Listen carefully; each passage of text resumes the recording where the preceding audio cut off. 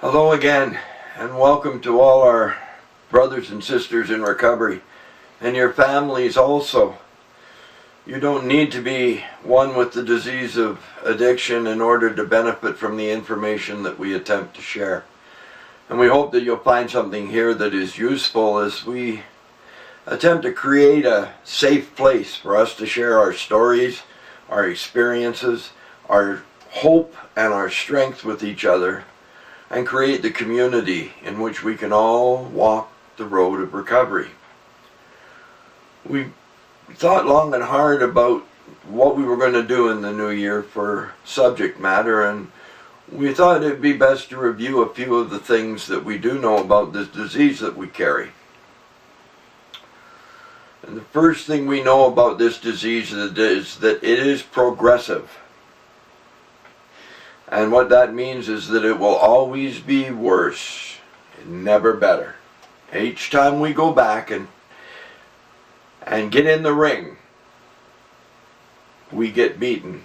And that's a good analogy. It's one Father Martin used about a boxer that is going up against the world champion. And he's a little guy. And every day he puts on the gloves and gets up and goes into the ring and receives his beating. It's kind of like how we are with our addiction. And what Father Martin suggests is, don't put on the gloves. Don't get back in that ring. Don't pick up. Don't use. The second thing we need to know about our disease is that it is chronic. And that simply means that there is no cure. There is no medical cure for our disease. And the third thing we need to know about our disease is that it is 100% fatal. Now, whether you die directly of overconsumption, or through an accident when you're drunk, or you develop a secondary disease like liver disease, eventually it will kill you, far short of the natural length of time that you would live. Now, I painted a pretty good bleak picture with those three things, haven't I? But there is good news, and this is what it is. There's been a simple solution found that while it will not cure our disease, it'll give us a daily reprieve based upon our spiritual condition for that day. The answer to our disease is one of a spiritual nature. Now, I'm not going to be presumptuous enough to try and tell you what your higher power should be. First off, I'll tell you what my first sponsor told me about my higher power. And the two things he told me was, first off, there is one, and second off, you ain't it. And left it open to me to find what I found to be my higher power.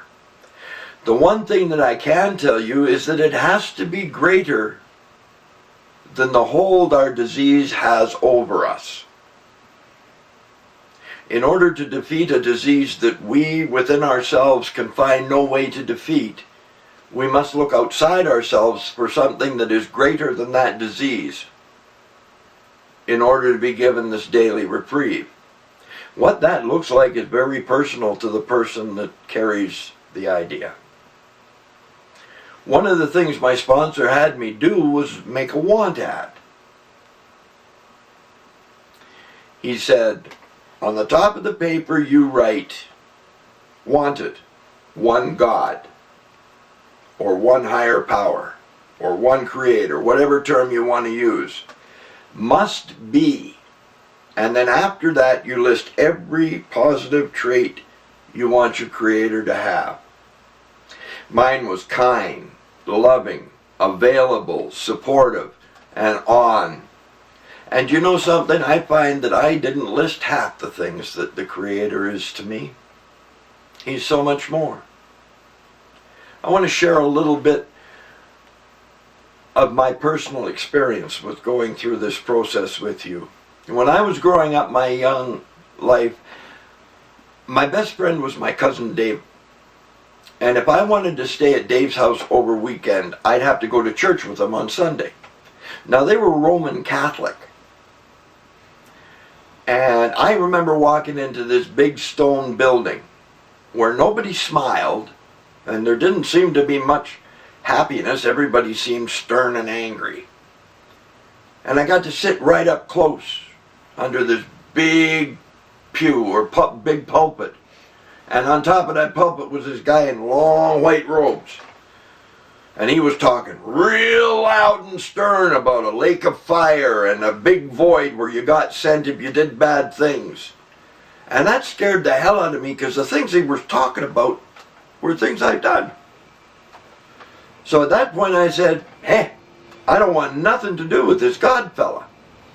He sounds like real bad news. And I can remember crying myself to sleep at night